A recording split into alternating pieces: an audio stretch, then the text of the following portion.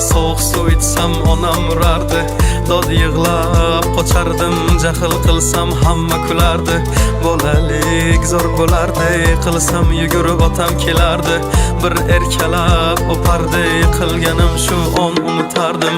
Eslayman o'sha damlar, burchakka bekinib devorga chizardim. O'yinchoqlarim faqat buzardim, yangi yilda kun bo'yi archa bezar. O'sha eski bog'cha, opam uxlamoqchi, men esa qochmoqchiman, qizlar aytmoqchi. Lekin baribir qochardim, befoyda ushlash, hech kimga yoqmasdi abedda uxlash. Hamma yasardi, pistolet buxankadan, bekin machoq o'ynaganda qochardik bir chekkadan. O'ynardik don zikki bitta chertkidan, varraklar yasardik aygen paketlardan. Hayajonli xotiralar maktabda ilk kun, tayoqcha chizishni o'rgandim 3 kun. Ustozim kirganda aytardik jo'r bo'lib assalomu alaykum. Har kun tayyorgarlik alif be bayrami, harfi tushganda she'r yodlagani. Qizlar salonga ilk bor kirgani, onalar pul yig'ardi, video chaqirgani. Sinfdoshim edi birinchi sevgim, hozir ham qiziqgoh kelar ko'rgim. O'sha onlarni kelar qaytargim, sog'indim bugun yoshligim. Futbol o'ynardik chiqib o'qishdan, darvoza bo'lardi yarim tag'ishdan. Charchab esladim bugun chiqib ishdan, o'ynarman ertaga bo'shab tashvishdan. Vaqt tez o'tarkan ulg'ay degancha,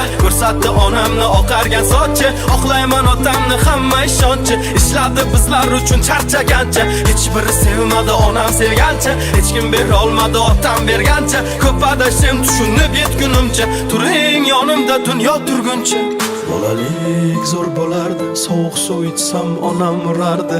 Dod yig'lab qochardim, jahl qilsam hamma kulardi. Bolalik zo'r bo'lardi, qilsam yugurib otam kelardi. Bir erkalab o'pardi, yiqilganim shu on unutardi.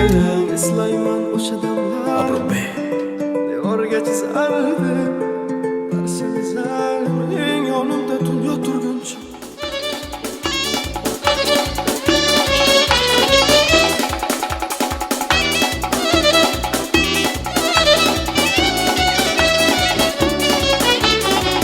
Sog'inaman har bir onimda, muhabbating mehru jonimda. Sog'inaman har bir onimda, muhabbating mehru jonimda. Nomi paytuqtul zabonimda, bir gulsha bor Andijonimda. Iz bosganim joni jonimda, odamlaring ko'zga fidoyi, yuzlarida jannat chiroyi. Xonadoni shohlar saroyi, bir gulsha bor Andijonimda. Iz bosganim joni jonimda, bir gulsha bor Andijonimda. Iz bosganim joni jonimda. Kutadilar seni intizor, yuraklaring toza beg'ubor.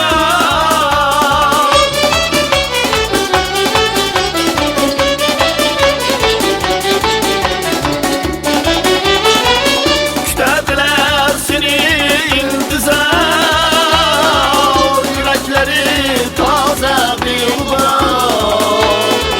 Do'st izlasangiz bosgan devor, bir gulsha bor Andijonimda.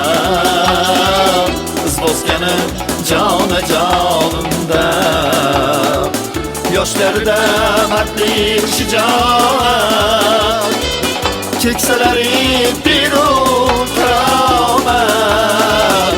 Duolarim bo'lsin ijobat, bir gulsha bor Andijonimda. Iz bosganim joni jonimda, bir gulsha bor Andijonimda. Iz bosganim joni jonimda.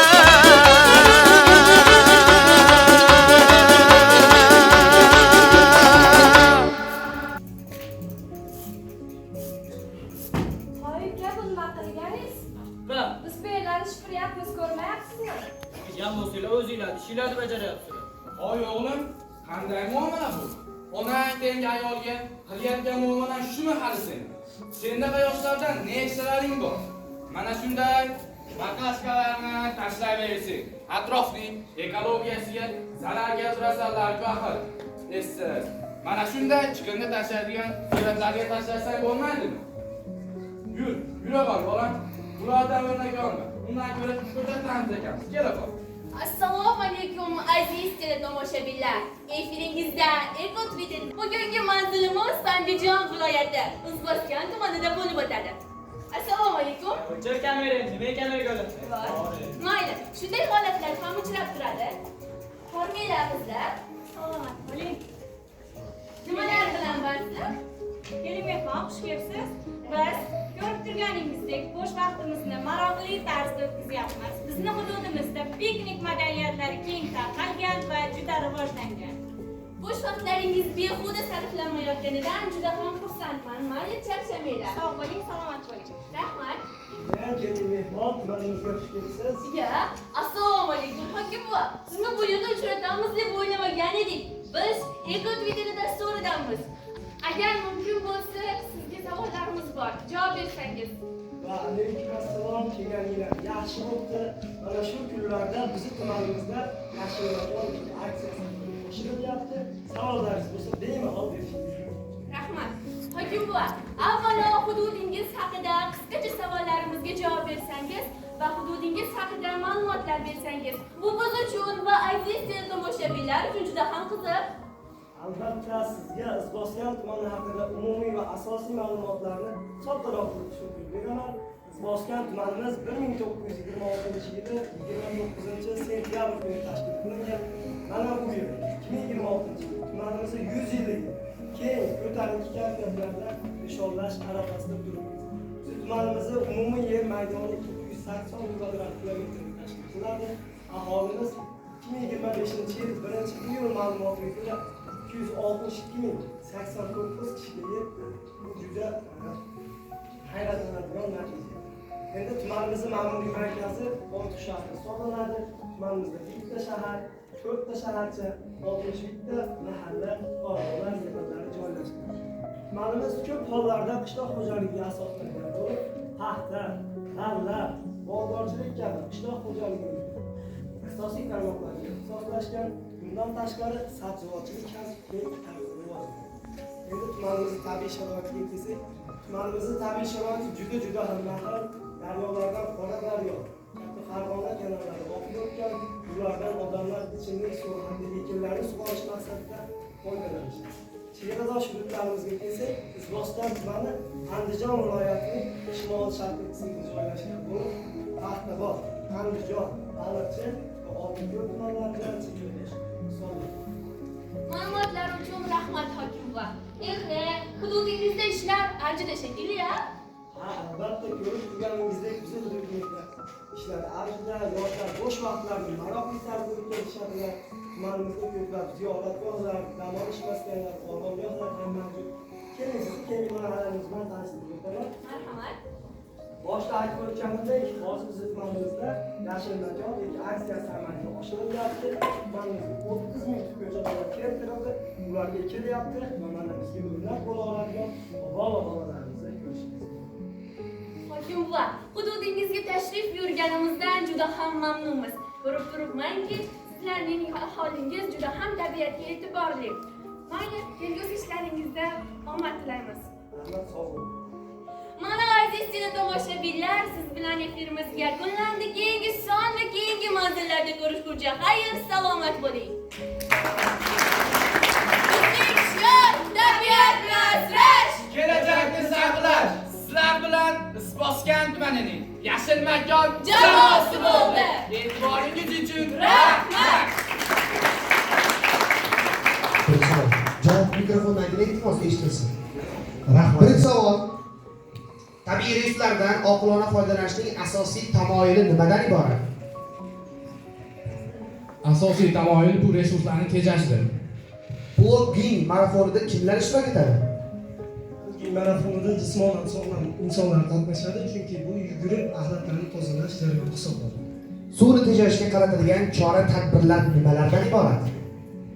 Suvni tejash uchun Asosiy chora-tadbirlar bu suvni tejash, ya'ni suv dunyosida suvni yashayotgan dunyoning ichimlik suvini asosan saqlab qolish suvni tejashning asosiy tamoyili hisoblanadi.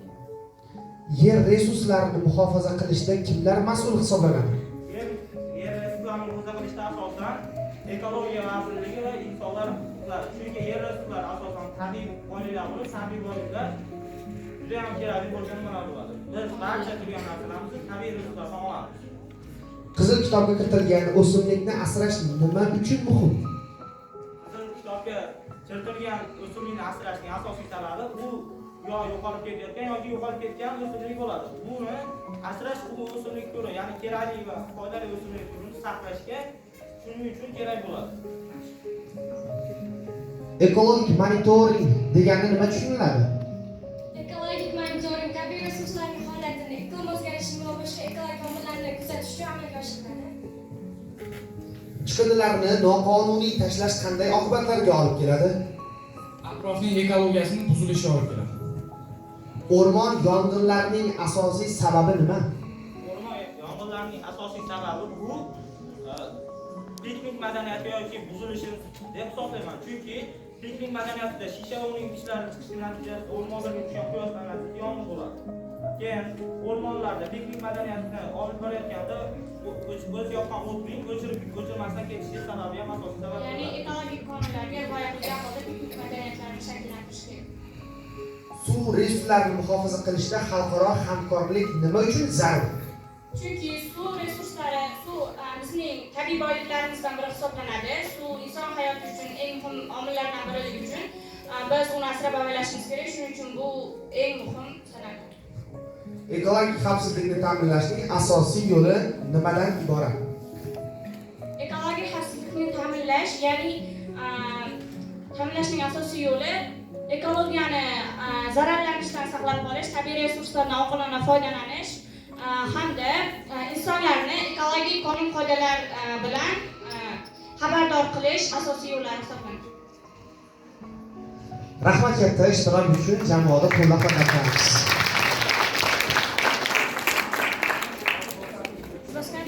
Ikkinchi shartimiz bu loyihamizni 4-shart uchun tayyorladik.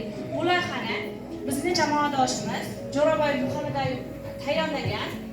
Bu loyihaning asosiy maqsadi oqova suvini tozalash, axlat chiqindilardan oqova suvini tozalash. Endi men sizlarga ruxsatlar bilan bu loyihani tushuntirib beraman. Bu quyosh paneli orqali bu loyihani oladi, quvvatlanadi.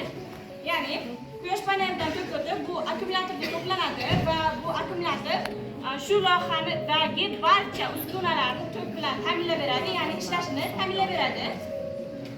Bu loyihamiz aytib o'tganimdek shu oqova suvni tozalash.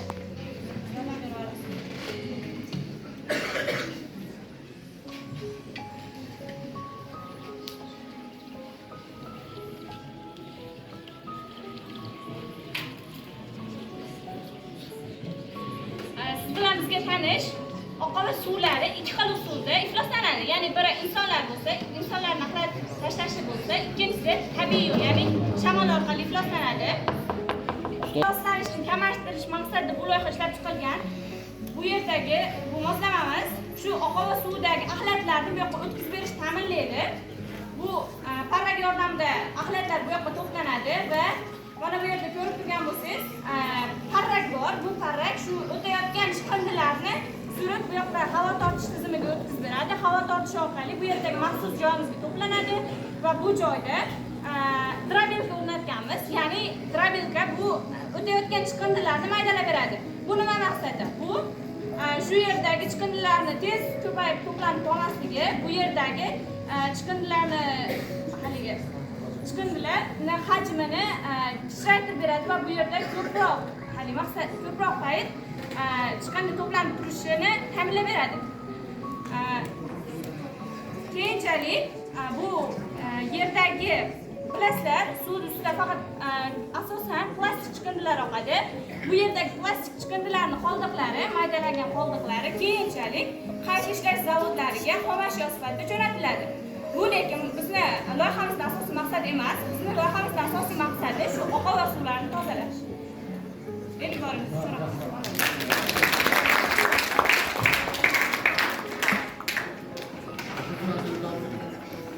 Bu Yashil makon jamoasining loyihasi qismasi. Yosh panel, hozir aytib o'tganimdek, chorak, endi ko'rmaganmiz. Devesi yangeliz, yosh batareyadan energiya olib,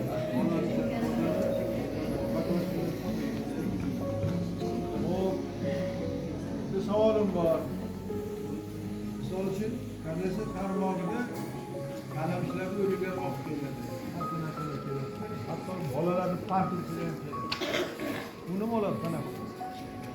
Ular asosan shu o'zi og'ir narsalar suvdagi cho'kma bo'lib qoladi. Shu siz aytgan shisha idish, boshqa narsalar cho'kib qoladi. Suvning yuzida asosan shu salfanlar, plastik chiqindilar oqadi. Shu plastik chiqindilar